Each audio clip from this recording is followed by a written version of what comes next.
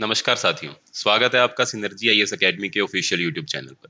मैं आपका साथी राही मेहता आपके लिए एंशिएंट हिस्ट्री की एक और वीडियो बनाने जा रहा हूं। इस वीडियो के अंदर आज हम specifically south Indian ancient history की बात करेंगे, या फिर कह लीजिए कि हम इसके अंदर संगम एज की बात करने वाले हैं। हम इस वीडियो के अंदर जानेंगे कि संगम एज क्या थी, संगम एज के अंदर कौन कौन सी डायनेस्टीज जो थी वह साउथ इंडिया के ऊपर रूल कर रही थी, उन डायनेस्टीज की क्या विशेषताएं थी, और उसके साथ साथ संगम एज के अंदर जो लिटरेचर कंपाइल किया गया, जो साहित्य लिखा गया साउथ इंडिया के अंदर, उसका नाम क्या है, किसके द्वारा कौन सा साहित्य लिखा गया था, किस साहित्य के अंदर क्या चीज हमको मिलती है। काफी इंपॉर्टेंट टॉपिक है। इसमें यूपीएससी एचसीएस दोनों के एस्पेक्ट से इसके ऊपर कई सवाल बन सकते हैं। तो मैं आशा करता हूं कि आप वीडियो के अंत तक मेरे साथ बने रहेंगे। तो चलिए आज की वीडियो हम स्टार्ट करते हैं संगम मेज एवं साउथ इंडिया के बारे में। तो दोस्तों, साउथ इंडिया की संगम मेज हम यहाँ पर मेगालिथिक फेज से पढ़ना स्टार्ट करेंगे, और मेगालिथिक फेज से चेरा चोला पांड्या, यह तीन डायनेस्टीज कैसे एस्टेब्लिश हुई और इन तीन डायनेस्टीज की क्या विशेषताएं थी साउथ इंडिया के अंदर। सबसे पहले तो हमारे पास सवाल ही यह है कि मेगालिथिक फेज कौन सा था। हम जानते हैं कि इतिहास का हिस्टोरिकल पीरियड आरंभ जब होता है, हिस्टोरिकल पीरियड यानी कि ऐसा पीरियड जिसकी कुछ स्पेसिफिक विशेषताएं होती हैं। इस हिस्टोरिकल पीरियड, ऐतिहासिक पीरियड यानी कि जिसके अंदर लार्ज सेटलमेंट्स ऑर्गेनाइज होने लगती हैं, बड़ी बड़ी बस्तियां बनने लगती हैं। ऐसा हिस्टोरिकल पीरियड जिसके अंदर एग्रीकल्चर को परफॉर्म किया जाता है। ऐसा हिस्टोरिकल पीरियड जिसके अंदर आयरन का इस्तेमाल किया जाता है, लोहे के टूल्स का, औजारों का, वेपन्स का इस्तेमाल किया जाता है। एवं इसके साथ साथ एक प्रकार का राज्य स्टेट सिस्टम एस्टेब्लिश होना, और इसके साथ साथ सोशल सोशल क्लासेस का, समाज के अंदर अलग अलग क्लासेस का बनना, राइटिंग का आरंभ होना, रिटन लिटरेचर का पाया जाना, मेटेलिक मनी का इस्तेमाल होना, यह सब कुछ हम हिस्टोरिकल पीरियड हमारा इसी से ही शुरुआत होता है, या कह लीजिए हिस्टोरिकल पीरियड के शुरुआत होने के पीछे विशेषताएं जो है वह ये सब हैं। अगर यह सब चीजें हो रही है, घटित हो रही है, इसका मतलब समाज जो है वह हिस्टोरिकल ऐतिहासिक काल के अंदर एंटर कर चुका है। परंतु साउथ इंडिया का यह जो ऐतिहासिक काल आरंभ होना है, यह धीरे धीरे धीरे नहीं हुआ, यह एब्रप्टली ही आरंभ हुआ। हाउएवर ये फिनोमिना जो है, यह साउथ इंडिया के अंदर किसी लीनियर फैशन के अंदर डेवलप नहीं होता है। खास तौर पर जो हमारा बिल्कुल सदर्न हिस्सा है, जो हमारे पेनिनसुलर प्राइड द्वीपीय पठार का सबसे दक्षिणी हिस्सा है, वहां पर यह हिस्टोरिकल पीरियड जो है लगभग सेकंड सेंचुरी बीसी के आसपास से शुरू होता है, जब नियोलिथिक फेज खत्म होता है साउथ इंडिया के अंदर। और नियोलिथिक फेज के खत्म हो जाने के बाद मेगालिथिक फेज जो है वह आरंभ होता है। मेगालिथिक फेज के खत्म हो जाने के बाद साउथ इंडिया के अंदर संगम एज प्रारंभ होता है। मेगालिथिक फेज क्या था, हिस्टोरिकल पीरियड क्या था, एवं नियोलिथिक पीरियड क्या था। नियोलिथिक पीरियड यानी कि नवपाषाण युग, जिसके अंदर मानव ने पहली बार एग्रीकल्चर करना स्टार्ट किया, यह स्टोन एज का पार्ट है, इसको हम पहले डिस्कस कर चुके हैं। तो साउथ इंडिया के अंदर पहले नियोलिथिक फेज स्टार्ट हुआ, नियोलिथिक फेज के बाद मेगालिथिक फेज आया, और फिर यही मेगालिथिक फेज के जो लोग थे, इन्होंने साउथ इंडिया के अंदर चेरा चोला पांड्य, इन डायनेस्टीज को आरंभ किया। और इन्हीं डायनेस्टीज के आरंभ होने के साथ हिस्टोरिकल पीरियड साउथ इंडिया के अंदर स्टार्ट होता है, और ये सभी विशेषताएं जो हिस्टोरिकल पीरियड की होती हैं वह हमको साउथ इंडिया के अंदर देखने को मिलती हैं। तो सवाल नियोलिथिक फेज के बारे में तो हम पढ़ चुके हैं, हमारे पास सवाल है कि अब मेगालिथिक फेज क्या है, और संगम एज की इन डायनेस्टीज को हम आगे पढ़ने ही वाले हैं। तो मेगालिथिक फेज लगभग 1200 बीसी से लेकर 300 बीसी तक चला साउथ इंडिया के अंदर। 200 बीसी के आरंभ में ही साउथ इंडिया के अंदर संगम एज स्टार्ट हो जाती है। मेगालिथिक फेस जो है यह पेनिनसुलर इंडिया के अंदर पाया जाता है। इनको मेगालिथिक बिल्डर बोला जाता था, और इनको इनकी सेटलमेंट, इनकी बस्तियों से नहीं पहचाना जाता है, परंतु इनको इनकी ग्रेव्स के साथ पहचाना जाता है। इन मेगालिथिक बिल्डर्स को, मेगालिथिक फेस में रह रहे लोगों को इनके द्वारा निर्माण की गई इनकी कब्रों के द्वारा जाना जाता है, क्योंकि इनकी कब्रों की विशेषताएं थी, या इनको मेगालिथ इसलिए बोला जाता था क्योंकि इनकी कब्र्स के साथ, इनकी ग्रेव्स के साथ बड़े बड़े पत्थर जो थे, स्टोन के टुकड़े जो थे, उनको लगा दिया जाता था, और उनके ऊपर कुछ कह लीजिए चित्र भी बनाए जाते थे। इन ग्रेव्स के माध्यम से ही हम जानते हैं कि मेगालिथिक फेस में रह रहे कुछ लोग थे, जो कबर बनाया करते थे और उन कबर के आसपास वो कुछ बड़े बड़े चट्टान लगाया करते थे। और यह मेगालिथिक फेज के जो लोग हैं ये हमको दक्षिण भारत के अंदर महाराष्ट्र की बॉर्डर से स्टार्ट होते हुए दक्षिण में तमिलनाडु तक हमको ऐसी ग्रेव्स देखने को मिलती हैं। परंतु किसी भी ग्रेव्स के आसपास की जो सेटलमेंट है, जो वहां पर जो भी हमने एक्सकवेशन किया, वहां पर बहुत ही थिन एक्सकवेशन, हमको बहुत ही थिन डेब्रिस वहां पर मिलता है। इसका मतलब कि यह मेगालिथिक फेस में रह रहे जो लोग थे, यह किसी भी एक इलाके के अंदर बहुत लंबे समय तक नहीं रहते थे। यह बस्ती छोटी छोटी बस्तियां बनाते थे, कुछ समय तक वहां पर रहते थे और उसके बाद उस इलाके को छोड़कर आगे चले जाते थे। और जिस जिस इलाके के अंदर यह जा रहे थे उन सभी इलाकों के अंदर इनके द्वारा छोड़े गए जो अवशेष है वो एक समान ही अवशेष है। यह आयरन का इस्तेमाल करते थे, कुछ एग्रीकल्चर भी परफॉर्म किया करते थे। तो इनकी कब्रों के अंदर हमको एग्रीकल्चर से रिलेटेड कुछ एविडेंसेस भी देखने को मिले हैं। इनकी कब्र के अंदर हमको कुछ मृदभांड यानी कि पोटरी, आयरन ऑब्जेक्ट्स और कुछ ग्रेन्स के अवशेष भी हमको देखने को मिलते हैं। इसके साथ black and red ware pottery का यह इस्तेमाल करते थे और इन black and red ware pottery को भी हमने इन कब्रों के अंदर पाया है। जो आयरन ऑब्जेक्ट्स है साउथ इंडिया के अंदर, इसके अंदर हमको तीर कमान, इसके अंदर हमको भाले, ट्राइडेंट्स, त्रिशूल, इस प्रकार की सब चीजें हमको देखने को मिलती हैं, जो साउथ इंडिया के अंदर हमको सबसे पहले मेगालिथिक फेस के अंदर ही देखने को मिलती हैं। यानी कि मेगालिथिक फेस साउथ इंडिया का आयरन एज का ही फेस है। इसके साथ साथ एग्रीकल्चर टूल्स जो मेगालिथिक साइट्स पर हमको मिलते हैं वह बहुत कम है, परंतु hunting tools and hunting weapons हमको मेगालिथिक साइट्स में जो मिलते हैं उनकी मात्रा बहुत ज्यादा है। इससे हमको यह प्रतीत होता है कि मेगालिथिक फेस के जो लोग थे वह एग्रीकल्चर कम परफॉर्म किया करते थे, परंतु अपने जीवन यापन करने के लिए वह शिकार को ज्यादा प्रेफरेंस दिया करते थे। तो दोस्तों दोबारा मैं रिपीट कर दूं, नियोलिथिक फेज से साउथ इंडिया मेगालिथिक फेज के अंदर एंटर होता है और मेगालिथिक फेज से साउथ इंडिया जो है वह संगम एज के अंदर एंटर होता है। और अभी हमने मेगालिथिक फेज की कुछ विशेषताओं के बारे में जाना। इसके साथ साथ मेगालिथिक फेज जो थे, ये लोग जो थे यह चावल भी उगाया करते थे, रागी भी उगाया करते थे और इसके साथ साथ बहुत कम ही एग्रीकल्चर परफॉर्म करते थे, ज्यादा एग्रीकल्चर या परफॉर्म नहीं करते थे और ज्यादातर यह अपलैंड एरियाज में यानी कि पठार के ऊपर ही रहा करते थे। यह पठार के निचले हिस्सों के अंदर या कह लीजिए वैलीज के अंदर, मैदान के अंदर यह नहीं रहते थे, यह थोड़े ऊंचे इलाके के अंदर ही रहा करते थे। और हमको अशोकन इंस्क्रिप्शन जो मिलती है, जो साउथ इंडिया के अंदर हमको अशोकन इंस्क्रिप्शन, आपकी मस्की कर्नाटका के अंदर जो हमको इंस्क्रिप्शन मिलती है उसके अंदर मोस्ट प्रोबेबली अशोका के द्वारा इन मेगालिथिक लोगों के बारे में भी बात की गई है। यही मेगालिथिक लोग बाद में साउथ इंडिया के अंदर चेरा, चोला, पांड्या, इन तीन डायनेस्टीज का उदय करवाते हैं। यह तीन डायनेस्टीज जो है यह साउथ इंडिया की संगम एज की डायनेस्टीज है। संगम एज यानी कि वह एज जब संगम लिटरेचर को कंपाइल किया गया था साउथ इंडिया के अंदर। यानी कि संगम का मतलब होता है असेंबली, संगम का मतलब होता है जब बहुत सारे कवियों को एक जगह पर बुलाया जाए, बहुत सारे ब्राह्मणों को एक जगह पर बुलाया जाए और उनको प्रेरित किया जाए कि आप बैठकर पूजा पाठ कीजिए, हवन कीजिए और बहुत सारी लिटरेचर को आप कंपाइल कीजिए। वो एज जब यह संगम ऑर्गेनाइज करवाए गए थे और यह संगम लिटरेचर कंपाइल करवाई गई थी, उसी को ही हम संगम एज के नाम से जानते हैं।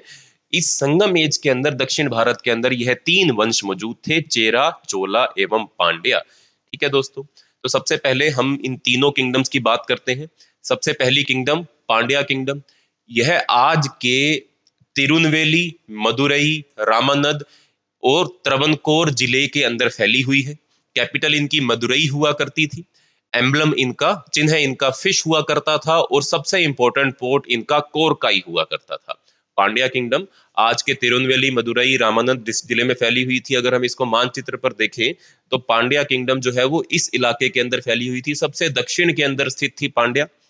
पांड्या के नॉर्थ ईस्ट में स्थित थे चोलाज और पांड्यास के वेस्ट में बिल्कुल आज का जो केरला का स्टेट है वहां पर स्थित थे चेरास।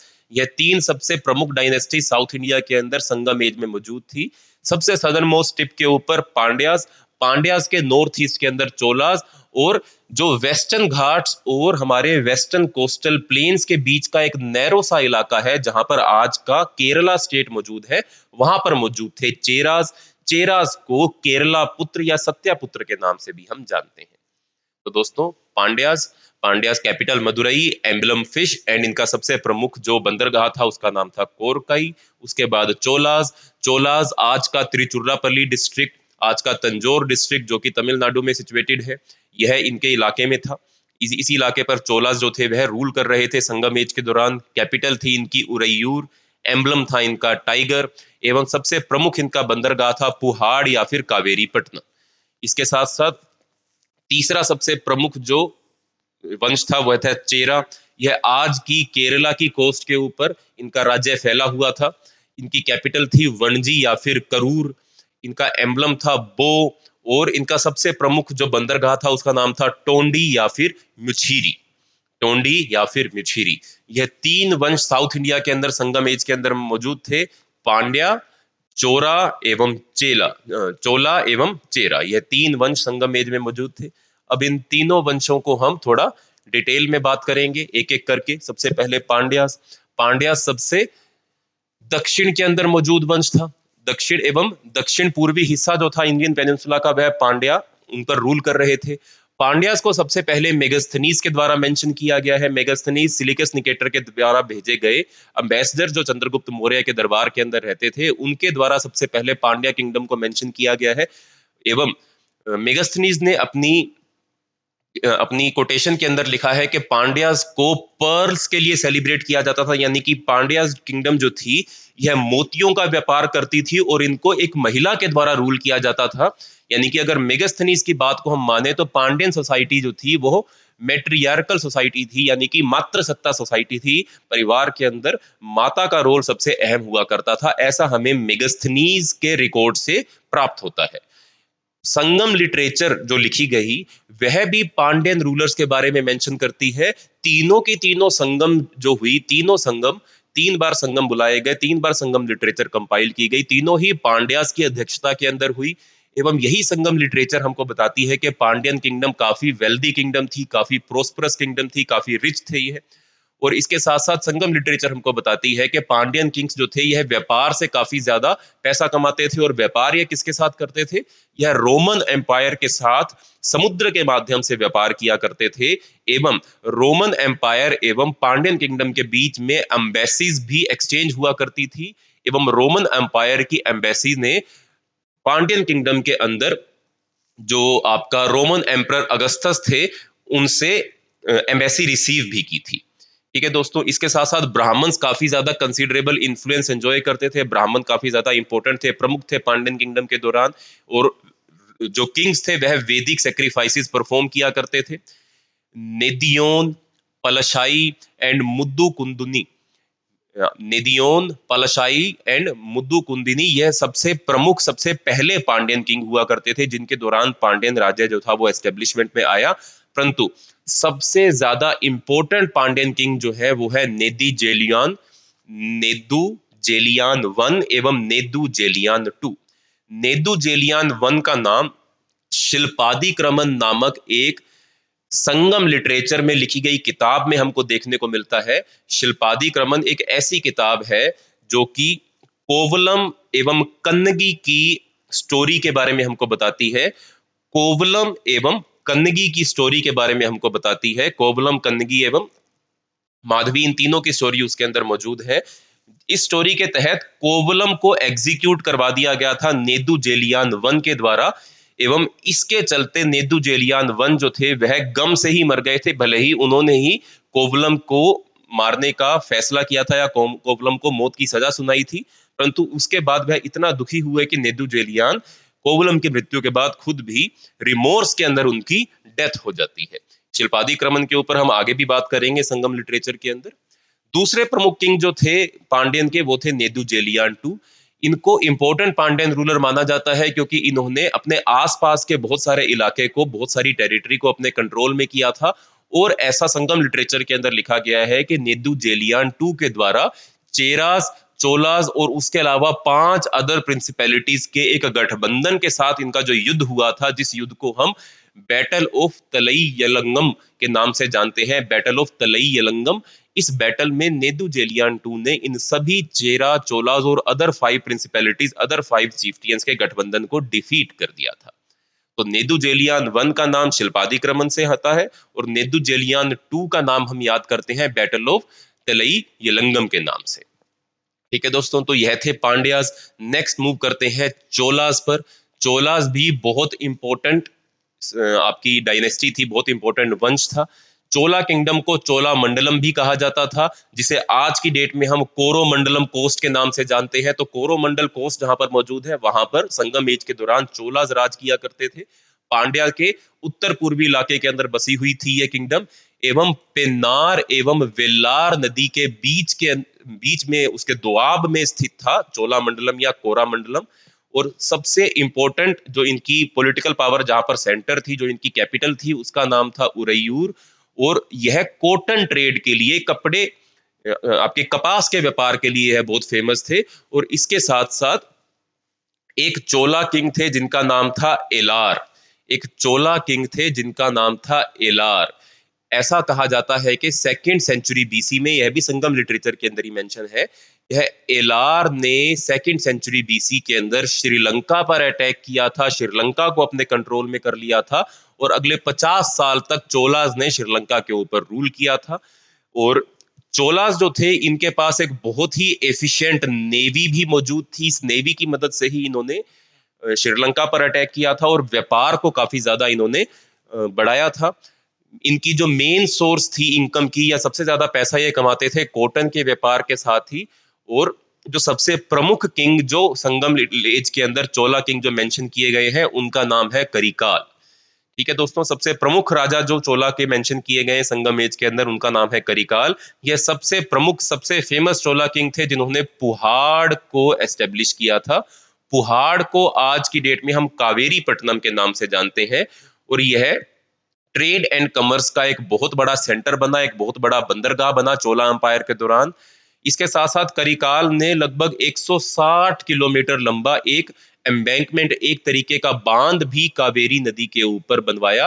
और यह बांध करिकाल ने श्रीलंका से लाए गए 12,000 दासों की सहायता से, 12,000 स्लेव्स की सहायता से, जिनको बंदी बनाकर चोला एम्पायर के दौरान रखा गया था, उन्हीं को ही एम्प्लॉय करके 160 किलोमीटर लंबा कावेरी नदी के ऊपर एक प्रकार का एम्बैंकमेंट करिकाल के द्वारा बनाया गया। इसके साथ साथ करिकाल ने भी पांड्या, चेरा और अदर कुछ चीफ्टियंस की एक गठबंधन के साथ इन्होंने युद्ध किया। इस युद्ध को हम बैटल ऑफ वेनी के नाम से जानते हैं। इस बैटल ऑफ वेनी में करिकाल ने पांड्या, चेरिया और अन्य कुछ प्रमुख राजाओं के गठबंधन को डिफीट किया। इसके साथ साथ जो करिकाल के बाद करिकाल के बाद जितने भी चोला सक्सेसर आए, करिकाल के बाद जितने भी चोला रूलर्स आए, उनके दौरान चोला एम्पायर की पावर जो थी वो लगातार गिरती गई। और चोलास को डिफीट करते हुए पांड्याज एवं चेराज ने अपनी टेरिटरी को, अपने रूल को एक्सपेंड किया। और बाद में पल्लवास जो थोड़े और नॉर्थ से आए थे, जो कर्नाटका के अंदर रूल कर रहे थे, उन्होंने भी चोलास को डिफीट किया और चोलास की टेरिटरी को अपने कब्जे में ले लिया। जिसके चलते 4th to 9th century BC के दौरान चोलास ने साउथ इंडिया की हिस्ट्री के अंदर एक बहुत ही छोटा सा रोल प्ले किया। और इनके 4वीं से 9वीं शताब्दी के बीच के इतिहास के को लेकर हमारे पास कुछ ज्यादा तथ्य मौजूद नहीं है। ठीक है दोस्तों, तो यह थे चोलास। नेक्स्ट आगे हम बात करते हैं चेरास पर। चेरास आज की केरल, हमारा जो स्टेट है, उस इलाके के अंदर रूल कर रहे थे। पांड्यास के पश्चिम में यह स्थित थे और एक बहुत ही नैरो स्ट्रिप ऑफ लैंड, जो एक तरफ पश्चिमी घाट और एक तरफ जो आपका अरेबियन सी है, उसके बीच में एक नैरो स्ट्रिप ऑफ लैंड, जिसको हम वेस्टर्न कोस्टल प्लेन बोलते हैं, पश्चिमी तटीय मैदान जिसको हम बोलते हैं, वहां पर चेरास जो थे वह रूल कर रहे थे। और इसके साथ साथ चेरास भी इतने ही इंपॉर्टेंट, इतने ही प्रोस्परस थे जितने पांड्यास एवं चोलास थे। एवं चेरास जो थे, यह रोमन्स के साथ ट्रेड के लिए काफी ज्यादा मशहूर थे। और रोमन्स ने चेरास के साथ ट्रेड करने के लिए 2 प्रमुख पोर्ट्स भी एस्टेब्लिश किए थे, 2 प्रमुख रेजिमेंट्स भी एस्टेब्लिश की थी। एक म्यूजिरिस के नाम से, जो आज के कोच्चि के पास स्थित है, और यहीं पर चेरास के द्वारा टेम्पल ऑफ ऑगस्टस भी बनवाया गया था। ऑगस्टस एक रोमन किंग थे, उनके लिए एक टेम्पल भी रोमन एम्बेसी के द्वारा म्यूजिरिस के अंदर बनवाया गया था।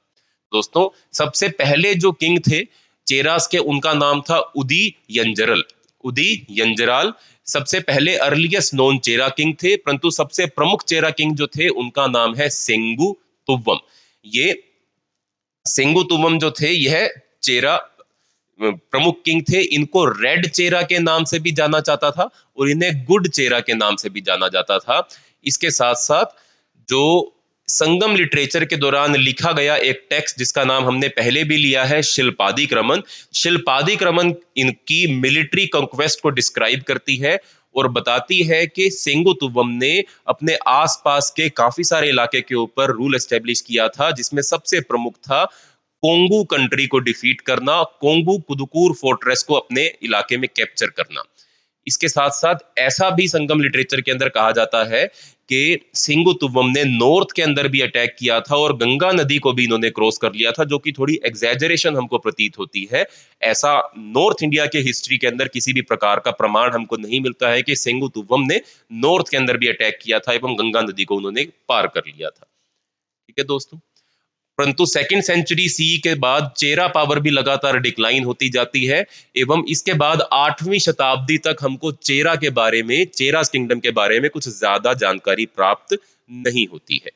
इसके साथ साथ जो मेन इंटरेस्ट था साउथ इंडिया की पॉलिटिकल हिस्ट्री का, इसमें था कि ये तीनों किंगडम चोला चेरा पांड्या लगातार आपस में ही ये लड़ाई करती रहती थी, आपस में ही इनकी कई सारी बैटल्स होती रहती थी और उसके साथ श्रीलंका के साथ भी ये काफी ज्यादा बैटल्स के अंदर इन्वॉल्व रहते थे। परंतु यह तीनों ही किंगडम जो थी ये काफी रिच, काफी प्रोस्परस किंगडम थी। यह मसालों में व्यापार करते थे, आइवरी का व्यापार करते थे, पर्ल्स का व्यापार करते थे, प्रीशियस स्टोन्स का, मसलिन का, सिल्क का एवं कॉटन का।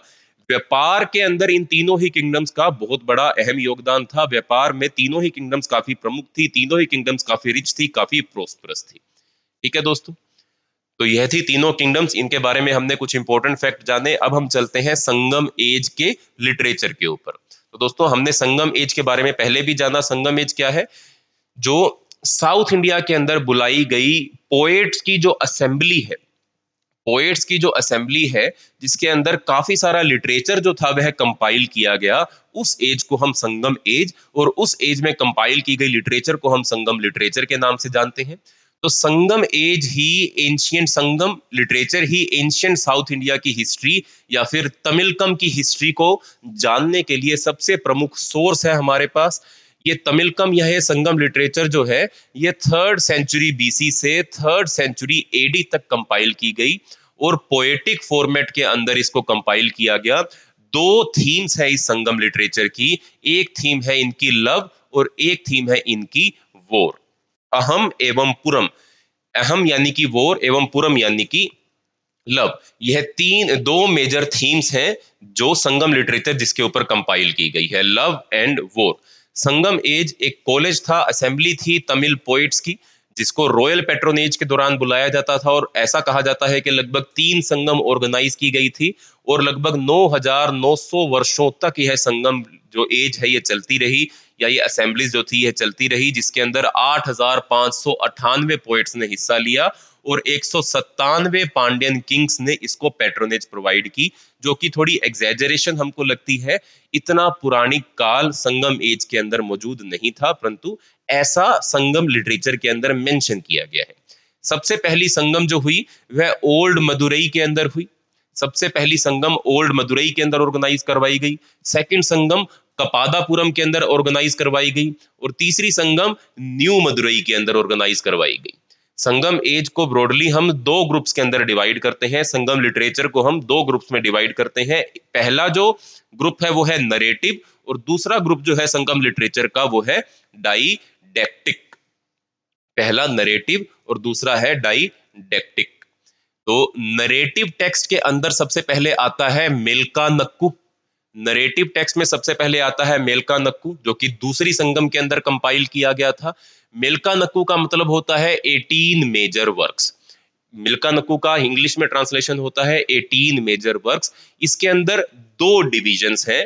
पहली डिवीजन मेलका नक्कू की है एटुगोथोई, एटुथोगोई, और दूसरी डिवीजन है मेलका नक्कू की पट्टू पट्टू।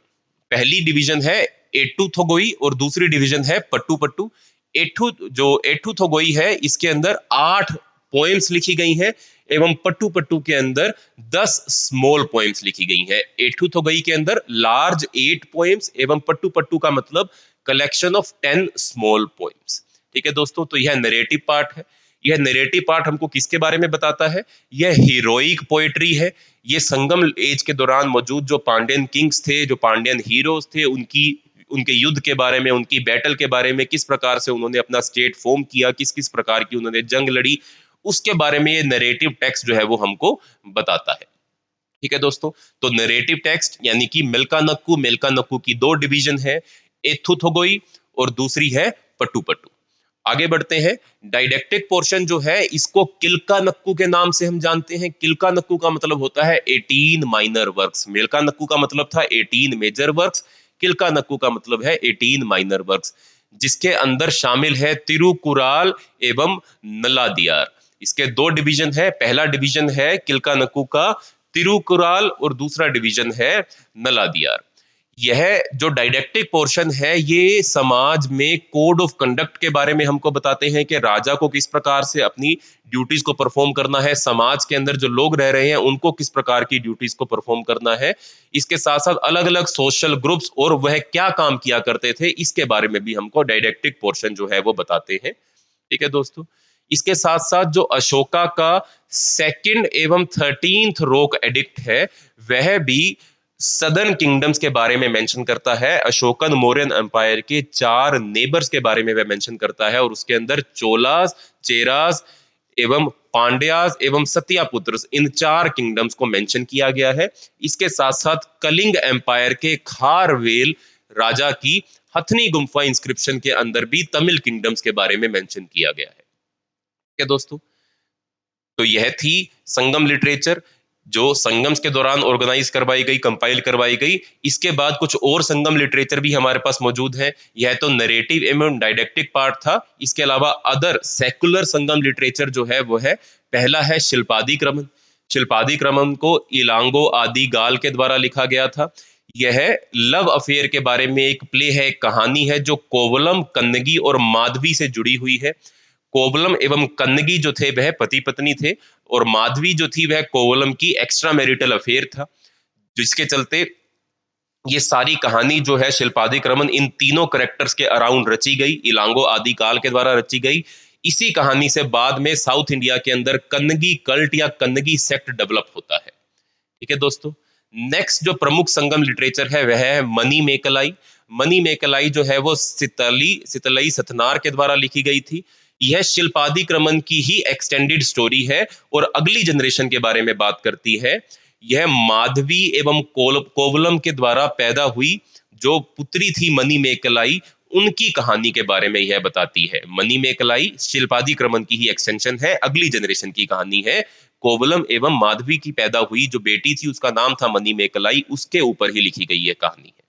इसके बाद अगली इंपॉर्टेंट लिटरेचर है संगम एज की, वो है तुलक्का पीआर के द्वारा लिखी गई थी। यह 2nd संगम के अंदर प्रोड्यूस की गई थी और इसके साथ साथ यह तमिल ग्रामर है। इसको बाइबल ऑफ तमिल ग्रामर भी बोला जाता है। तमिल भाषा से जुड़ी हुई जितनी भी व्याकरण के रूल्स रेगुलेशंस है वो सभी तुलक्का पीएम के अंदर लिखे गए हैं, जो तुलक्का पीआर के द्वारा 2nd संगम के अंदर लिखी गई थी। और लास्ट जो संगम लिटरेचर है वो है तिरुकुराल। तिरुकुराल जो है यह साउथ इंडिया में मौजूद फिलोसफीज एवं जितने भी डांस हैं, जितनी भी कलाएं हैं, उन सब के बारे में तिरुकुराल के अंदर मेंशन किया गया है। ठीक है दोस्तों, जितनी भी कलाकृतियां हैं, जितने भी डांस हैं, जितने भी सिंगिंग फॉर्म्स हैं, जितने भी फोकलोर्स हैं, वो सभी तिरुकुराल के अंदर मेंशन किए गए हैं। सभी फिलोसफीज तिरुकुराल के अंदर मेंशन किए गए हैं। तो दोस्तों यह थी संगम एज, जिसमें हमने चोला, चेरा, पांड्या के बारे में जाना, मेगालिथिक फेस के बारे में जाना और संगम लिटरेचर के बारे में जाना।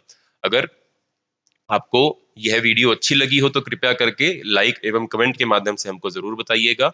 एवं ऐसी वीडियोस लगातार देखने के लिए हमारे चैनल को, सिनर्जी आईएएस एकेडमी के ऑफिशियल चैनल को आप जरूर सब्सक्राइब भी कीजिएगा। मिलते हैं अगली वीडियो में, तब तक के लिए धन्यवाद।